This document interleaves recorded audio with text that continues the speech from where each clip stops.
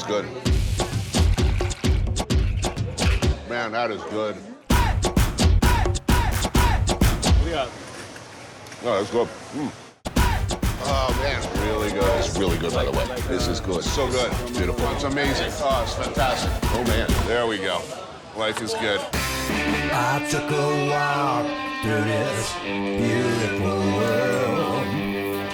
Felt the cool rain on my shoulder. Found something good in this beautiful world. I felt the rain getting colder. Sha la la la la, sha la la la la la, sha la la la la, sha la la la la la.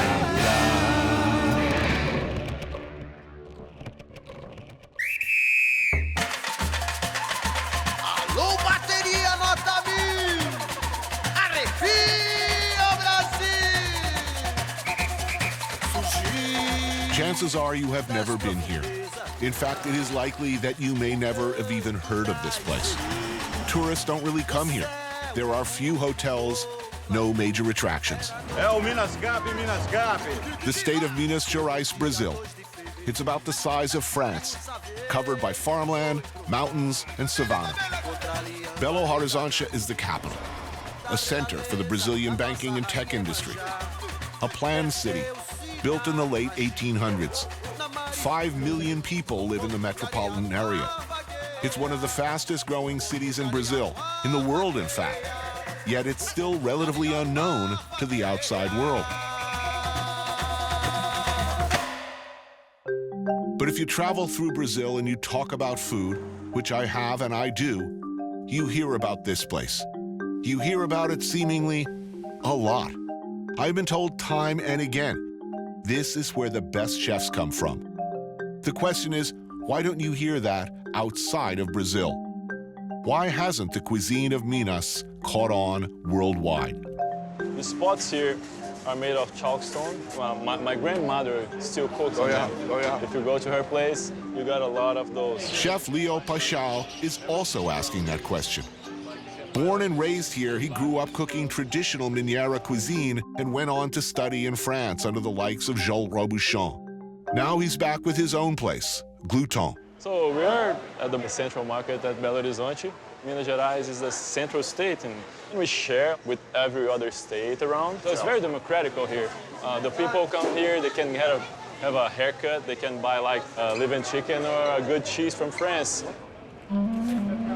If Minas is the heart of Brazilian cooking, then the Mercado Central is the heart of Minas. It's the place where everybody shops, including chefs like Leo, who are focused on giving Mineiro's products the attention they deserve. This is a country where there's a lot of fruit that I've never seen outside of Brazil. Yeah. A lot of it's super perishable, too. Like, even if you wanted to export it, it just doesn't really last. We're getting to picky season now. Oh, yeah. And people get like overwhelmed by it. They eat it like Every day. Every day. The infamous pequi, loved and hated in equal measure. It's described by both camps as tasting sweaty or like a barnyard. And if you bite too deep, you get a mouthful of hundreds of nanospikes requiring professional extraction. And if you dig into the pit, big problem. Big problem. They're just this thin layer on the outside. Thin layer, and it's so strong.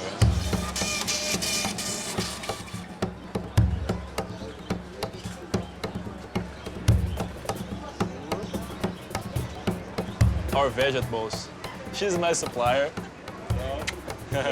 So this is taioba, this big tropical leaf here. This is the kind of fundamental Mineiro ingredient you didn't find in restaurants here until recently. It's part of like the forgotten vegetables.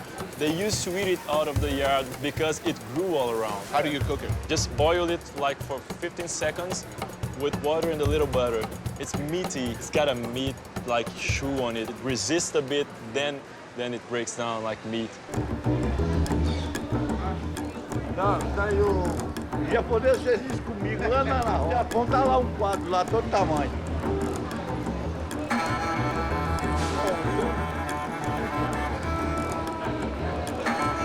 I went to France to study culinary after I graduated in medicine, and I just loved so much to cook. And then I came back and I thought, yeah, I'm gonna cook French food here. I started Bourdain to be a French restaurant, but it's impossible to have good French products here in Brazil. So I started to use the products from the region. The flavor of Mineiro cuisine is so intense, and then we were raised eating that. Right. That's such a new gastronomy. I started to cook like pork snack, oxtail, and I fell in love with those products. Because if I don't cook it, who's gonna cook it? You have good products, right? Yeah. So why not use them? Yeah. Bar del Ora is named after its owner, also known as the Blonde, who was the first woman to run a bar in the Mercado Central. It's a place to order a cold beer, wedge yourself shoulder to shoulder into a small table, and order this. You want this, by the way. This place is famous for... This place is famous for liver with jiló. Jiló is something very important for us. It's like an eggplant, but it's green, and you need to eat it while it's still green, because if it ripens, it gets so bitter you can't eat it. All the food here is like if you bite too far into the pit, it stabs you. If you eat it at the wrong time, it poisons you. Kind of dangerous stuff, eh? Lyon has Paul Bocuse. Minas has Chef Ivo Faria, owner of Vecchio Sogno. He's the godfather of Mineiro cuisine. No meu restaurante, à época, cozinha mineira era muito difícil. Only the foreigner cuisine was good, was considered good here. Da forma que o Brasil foi desenvolvido, o que acontece? Os próprios brasileiros muitas vezes não valorizavam o que é nosso. So he started in kitchen, he didn't want to be cook, he wanted to be a waiter. Depois que eu terminei meu primeiro ano de preparação, eu descobri que pessoa de cor não podia ser garçom no Brasil. So he was chosen to go to the kitchen. What year, how long ago did the customers start to want Mineiro food? Mesmo em 1979, eu se tornei chefe do melhor restaurante de Belo Horizonte. Sempre utilizei produtos mineiros. In Mineiro cuisine, always your grandmother cooks better than your chef. When they eat it, they're so emotional about it, they fell in love with it, and they accept it very well. Cheers, by the way. Cheers. Cheers. Cachaça geralmente arde. Para beber, inspira.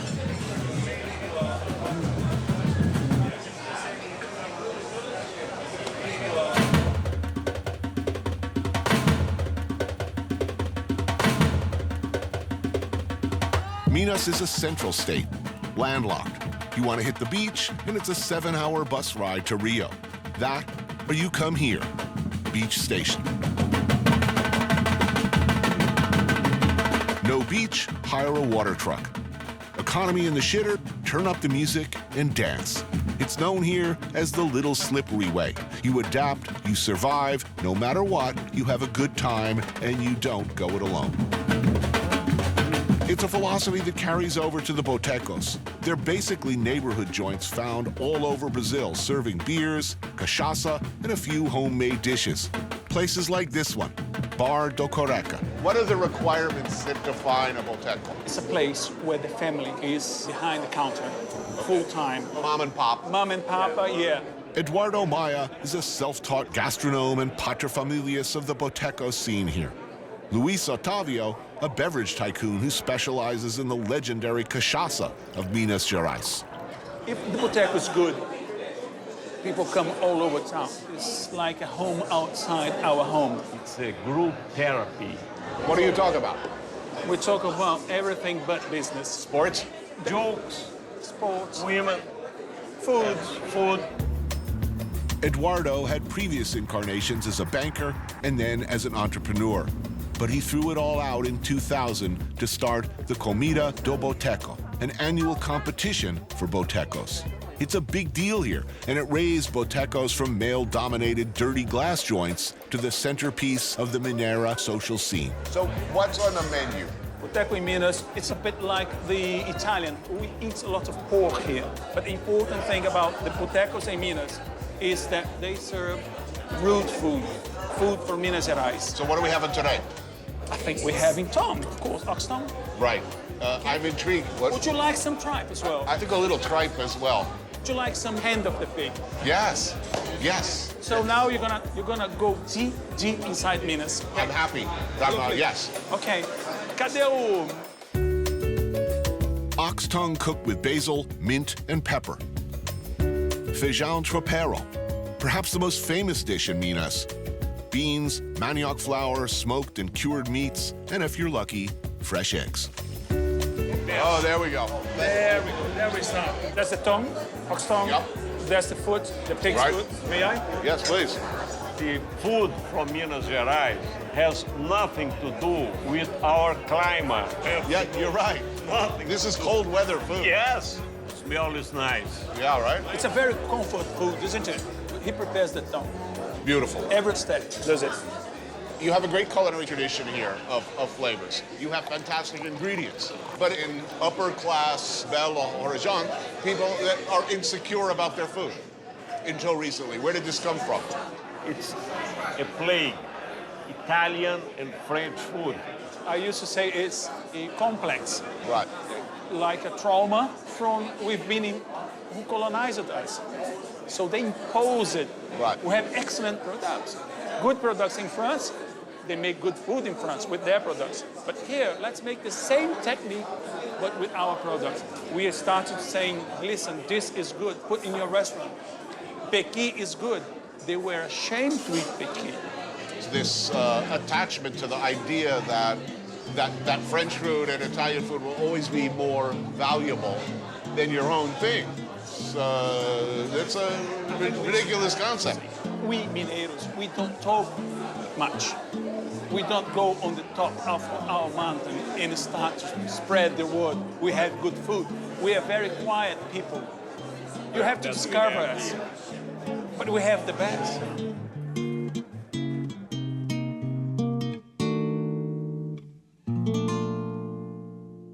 Pergunte por mim, longe de você. Veja como é triste viver. Sei que ficou sem chão, quase a flutuar, já não mais existe meu cantar. Pergunte por mim, longe de você. Veja como é triste meu viver. Sei que ficou sem chão, quase a flutuar, já não mais existe meu cantar. The story of Mineiro cuisine, you could argue, starts with the gold rush, the world's first, in fact. In the late 1600s, alluvial gold was found in the mountainous rivers of Minas. Over the next 100+ years, while Portuguese masters fanned themselves on the riverbanks, African slaves sifted billions in gold from the mud and earth. By the end of the 19th century, the deposits were exhausted, and about 500,000 Africans had been forced to make this country their home. Now Brazil has the largest African diaspora in the world. This is the mother. And though Brazil remains a country of rampant inequity, deeply divided along racial lines, African culture saturates all corners of the society. This is especially true of the food. Looks good. Super. Ele pode ver, por exemplo, que aqui em Minas não tem muito sal, não tem muita pimenta. A nossa comida é muito mais com sabor de alho, cebola, do que qualquer outro condimento, né? Zora Santos is a practitioner of old-school Afro-Mineiro cuisine. She traveled Europe as one of the first black Brazilian models in the 70s, but returned home to look inward, becoming an ambassador for independent black women in the kitchen and running her own catering business.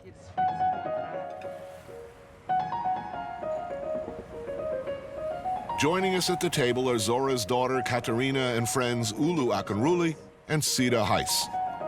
Well, how African is Brazilian cuisine in general? 99%. 90%. What do you think white Brazilians, would they say the same thing? É muito interessante isso. Mas se perguntar qual é a comida que eles mais gostam, eles vão dizer da feijoada, do tropeiro mineiro, do frango com quiabo. São comidas de descendência africana.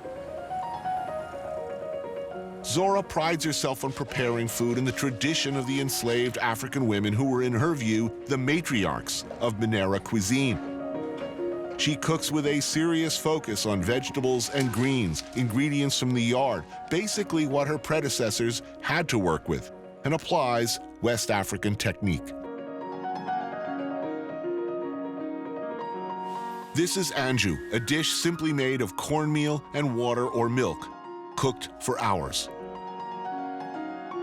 There's ora pranobis, a native green, very rich in protein. It was known as the poor people's meat, and its use dates back to colonial times when African cooks had to make do with very limited resources.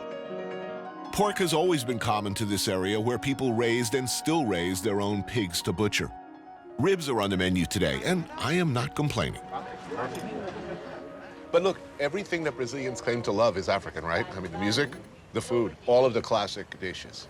Do you feel, given how central everything African is to Brazil and Brazilian identity, do you feel that Afro-Brazilians have political representation? No. No, nobody. It's like nobody had. Let me think. No. Nem política, nem acadêmica, econômica, não. Why? Não. Why? Agora fez a pergunta, por quê, né? Why? Uai, por que eu respondo? Everything African is so fundamental to everything that makes Brazil awesome. I mean, I could say the same thing about the United States, but look. O catolicismo, o rico não passa no fundo da agulha, não tem uma coisa assim. Tem o sermão do padre Vieira, que é da época da colonização, que ele dizia que todo esse sofrimento imposto ao negro era para garantir o seu lugar no céu. The Catholic and the Protestants, they have the same ideology that the black people, right, should Be satisfied now because it'll pay off later. Yeah, We'll get you next time. Exactly.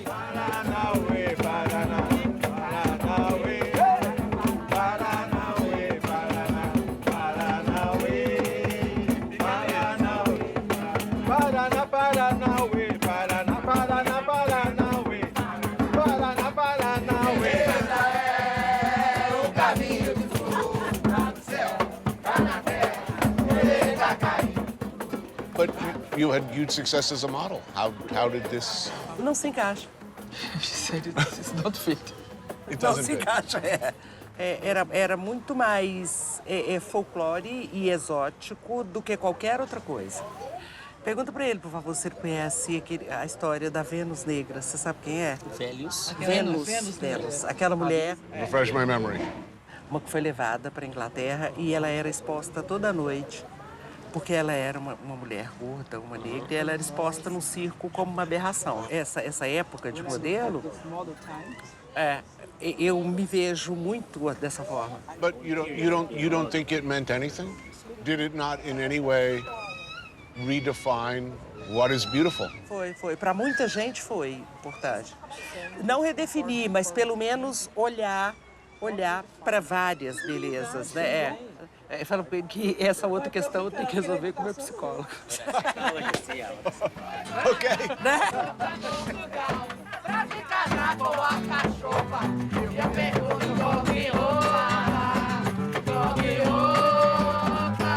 eu vou ao samba que você me convidou. Eu vou com que roupa eu vou ao samba que você me convidou.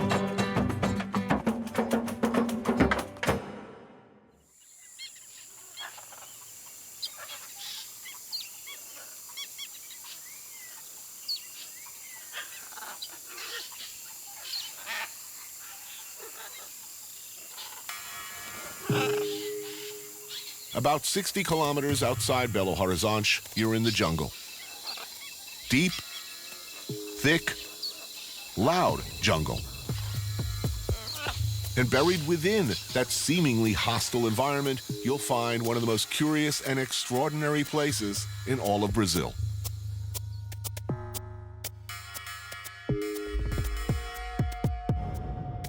Inhotim, a massive Jurassic Park for contemporary art, stuck smack dab in the middle of seemingly nowhere. A place that will make you say, what the hell is this doing here? This museum has put Minas Gerais in the world art map. Everybody that is in contemporary art today knows this place or have heard about this place. Well, Beatriz Lemos de Sá is an art dealer who represents Brazilian artists based in Belo. This is Tunga Pavilion. Tunga is one of the major contemporary artists in Brazil. He started his work in the 70s, and he has also this revolutionary side, and he likes the transgression. So that's why he uses all kinds of material, things that can be very strange for you as you see them. So Tunga would be very comfortable with this venue. Completely. He's the one who inspired Bernardo to build this place as a museum. Bernardo would be Bernardo Paz, mining magnate, billionaire, and the eccentric visionary who created this, well, place, for lack of a better word. In the 1980s, he started buying up the land surrounding his house to keep developers from destroying the landscape. Then he opened his doors to contemporary artists, offering them both the financial resources to make art and this otherworldly home for their work. In the early days, this used to be the family farm, ranch. Yeah, and yes. he started collecting himself. Yes, he started collecting modern art. Right. And then eventually he started changing for contemporary art because he thought this was the moment.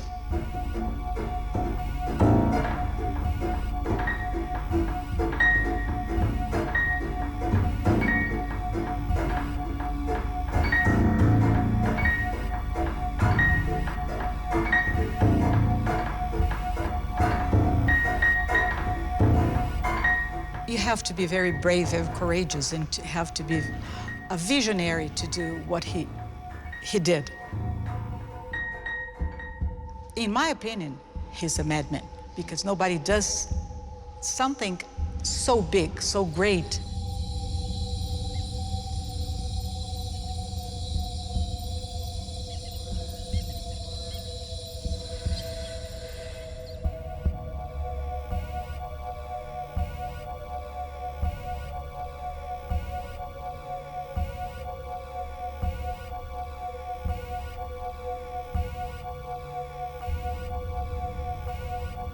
You clearly set out to make something truly extraordinary, enormous, mind-boggling scale. Did this grow organically, or was there a plan? No, never had a plan.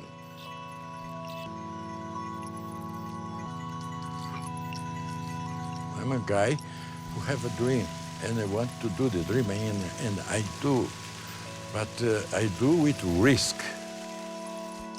With risk, because I do for the people, not for the money. This place is massive, consisting of 24 larger-than-life pavilions set on a 5,000-acre botanical garden. It holds over 500 works from contemporary artists. Setting aside the cost of building this sprawling utopian vision and financing the art, it costs more than $10 million annually to keep the place running, and only a small portion of that is covered by tickets purchased by visitors.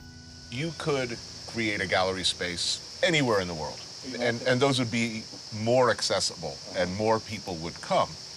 You chose here, relatively isolated. Do you like people? Yes, I like people, but I like more to see the people happy.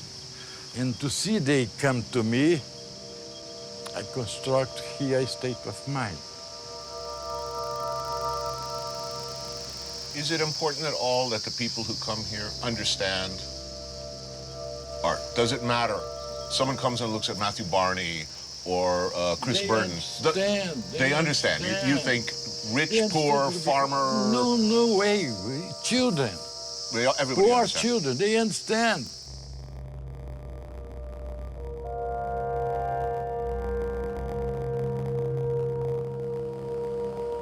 I want to ask you one question. When you was children, how the same drawing you did, how the first drawing you did in your life?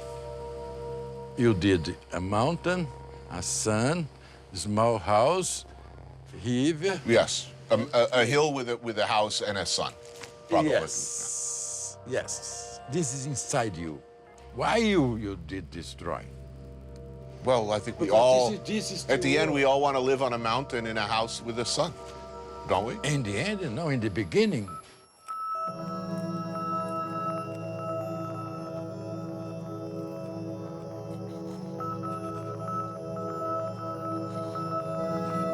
So in 50 years, what do you want people to say about you? Nothing. You don't care. I don't care. I died. My life is risk and continue to be risk and will continue.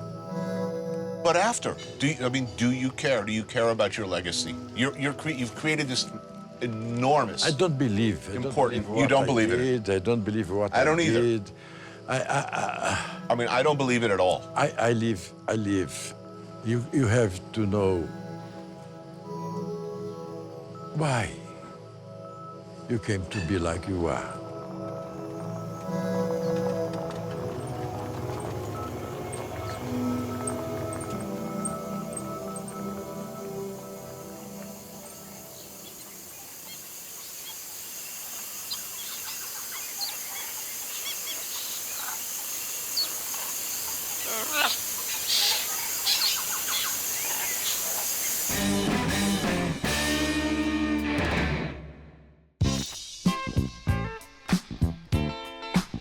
The Mountain Farm, where Mineiro cuisine was born and raised.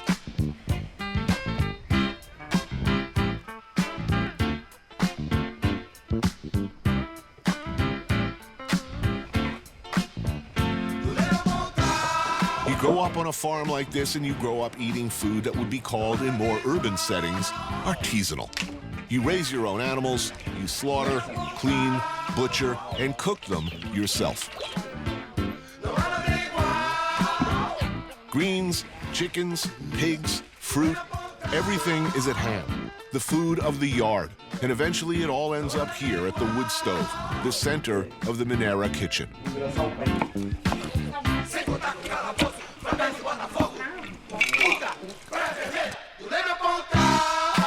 And when you put the food on the table, you make sure there's enough for everybody.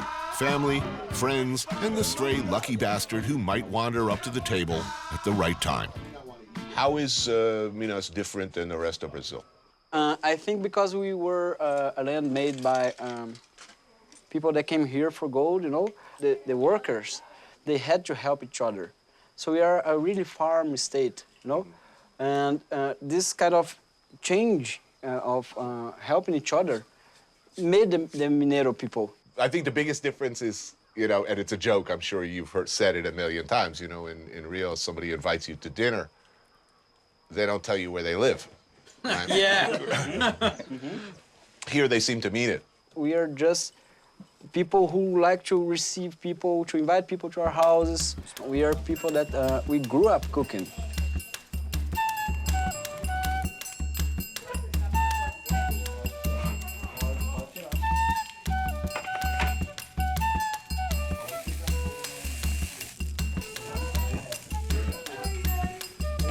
These guys grew up here in farm country.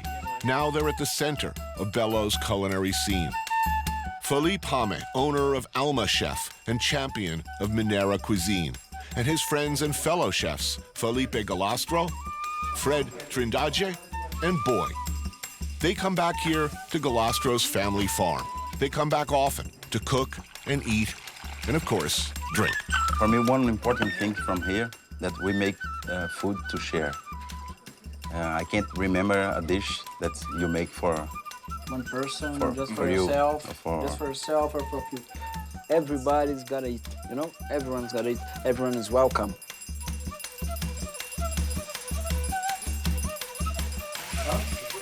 Smoked pig's head with vegetables and chilies. Native green beans called andu, prepared with bacon and farofa. Everybody here is a professional cook, chef? Yeah. Everybody? Yeah, we all came to Europe to learn to be a cook. And then we came back to rediscover new ingredients, to... Right back home. Yeah. Thai food is huge in the States. It's all over the world. Italian food is huge. all over the world, French. But why do you think Brazilian food, real Brazilian food, does not have a higher profile internationally? It's a hard question because all chefs, all the people who works with food, we think this every day. We just have to figure out how to get the ingredients there. Yeah. This is a problem because a lot of the really amazing Brazilian products just don't travel. You can't. We have a health department system that controls with an iron hand, you know? I can tell that. I mean, it's tough. We've got a lot of problems here in Minas with our cheese, because it's made of raw milk. But I never seen or heard anyone that even got sick by eating our cheese, by eating our blood sausages. We grew up eating that. Yeah, shall we bring the meal? Yeah, sure. Yeah. And the pièce de résistance, frango a molho pardon. Chicken in brown sauce baked in a clay pot, finished with the blood of chickens fresh killed this morning. Oh, yeah. That's awesome. Woo. All right. Served with pequi rice, farofa, and of course, cachaça. Cheers. Mas eu fui você comer de joelhos. Which means eat food of the... Eat on your knees. Eat on your knees. Yeah. Just like saying prayers for the food, thanking the food. What's the hardest part with the customers? What's the hardest thing to convince your customers? Here, they don't like to pay. Yeah. They don't want to pay. They don't want to pay. They don't want to pay for something that grandmother did. They want to have world-class service, world-class food. They don't like to spend that much money here. They spend a lot of money in Rio and São Paulo. In New York. Give it a French name, they'll pay. Exactly.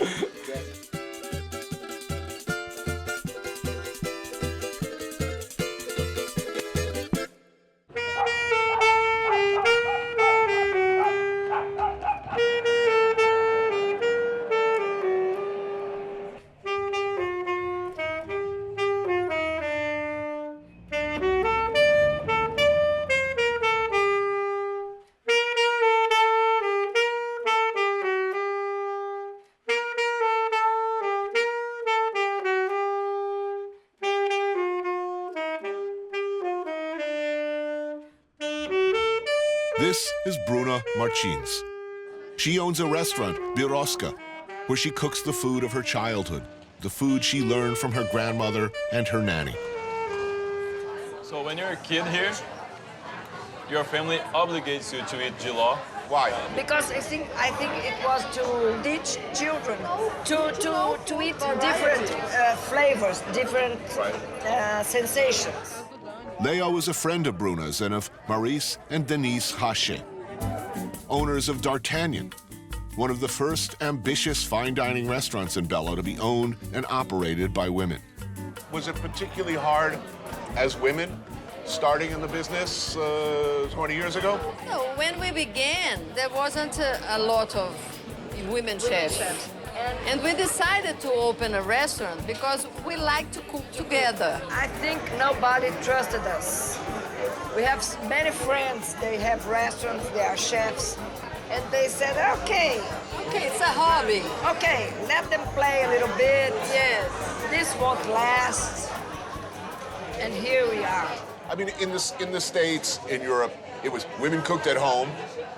In restaurants, however, this was man's work. Obviously, the ones that cooked there were men. But they learned everything they learned was from their mothers. The techniques and everything passed through the generations of women. So that's what it's all about here, I think, with Bruna. Bruna makes a point of hiring women and only women to work in her restaurants, particularly black women, who she feels are the central, if largely unacknowledged figures in Mineiro culinary culture for hundreds of years. Hello, Jeff. Hi. Easy to find women cooks or hard? Porque a comida que eu sirvo são elas que sempre fizeram nas suas casas. A comida mineira foi e sempre será feita por mulheres. Now, wait a minute. Is this based on the quality of the dishes, or is this a philosophical decision to just hire other women? Eu quero dar poder para elas, para cargo que elas sempre fizeram sem serem pagas. Você me levando a sério. Turkey neck, braised with butter and garlic, served in white beans topped with kale and pork belly. I think this is Peru neck. Yes, turkey neck. Turkey neck. Jerky neck, cool. With her grandmother's knife. What's left of it. Yeah. It used to be like this.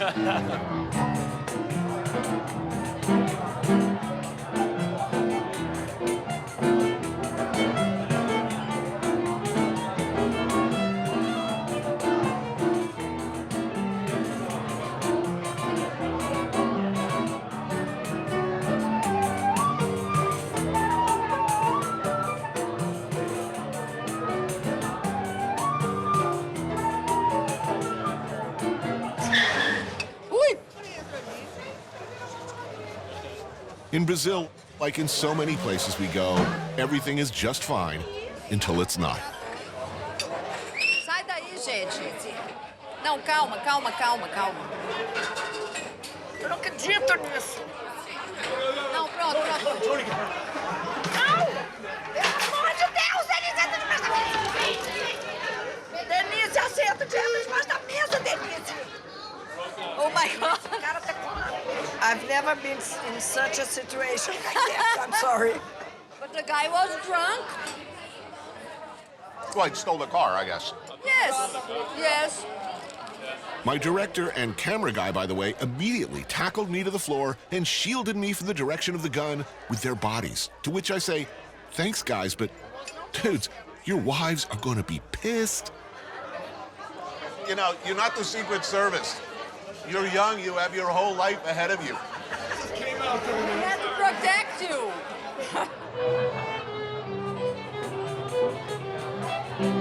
But just like that, it's back to the food and the conversation. Keep your glass full and your friends around you, and we'll make it through. Quando é que ela vai sentar aqui? Oh, wow. Ah, this one is amazing. Beautiful. Kupim, or ox hump pot roast, served with mashed potatoes and farofa. So why did you do something as difficult as open a restaurant? Meu sonho sempre foi servir a comida da minha avó aqui. Cooking is about joy and comfort. Cooking in a restaurant is about business. So is it still a joy? Pratinho decorado, nas flores, no piano. Mas aqui eu coloco amor em tudo que eu faço.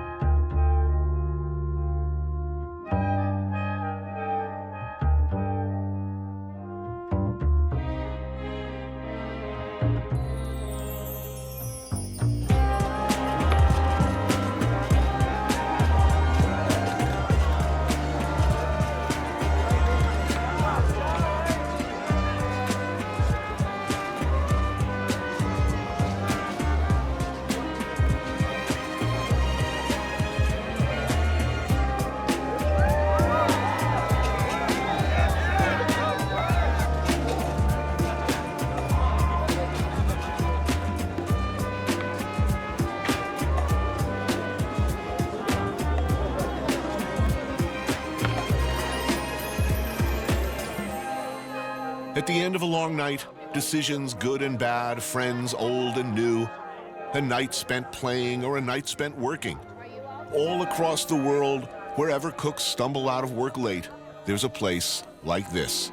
Nono, one of the few places that's open all night, serving the kind of thing that enlightened night dwellers everywhere want and need, like mocato. Gentlemen. Hey, Tony. How are you? Nice to see you. What's up?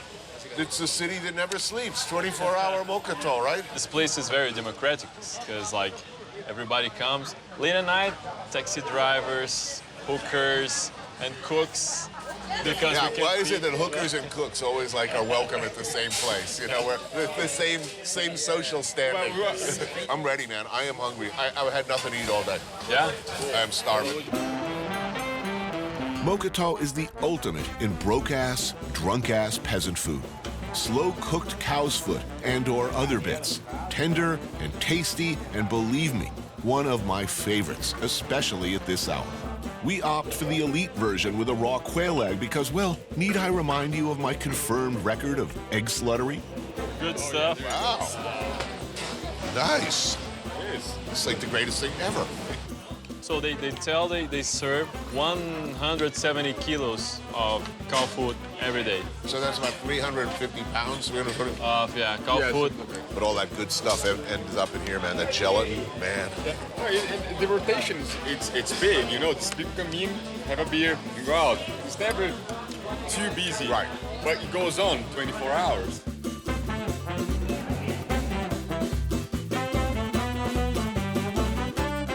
Acho que só duas, tá? Sort of a stout. So it's a cow breed, caracu.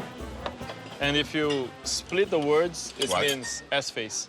But like, Seriously, it's not S-face? supposed to. S-face. It actually exactly the words. So how was your dinner tonight? Were you busy? You know what happened tonight? It came like 3 clients. A lady with her husband and her chef. And she said, oh, this is my chef. He's gonna eat, and me and my husband, we're not, because we're eating special food for detox. We're full of restrictions. Right. And we brought our soup. So if you can please heat my soup for me, because detoxing. Detoxing from what? From what, heroin addict? I mean, just go home and do some more heroin. Yeah.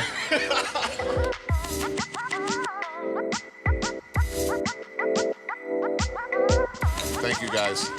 Thank you, Tony. Minas. Thank you. There's always somewhere that cooks come from. Usually it's the ass end of a country. Here, it's different. It's not just where the cooks are, but food and ingredients and some pretty amazing visual inspiration.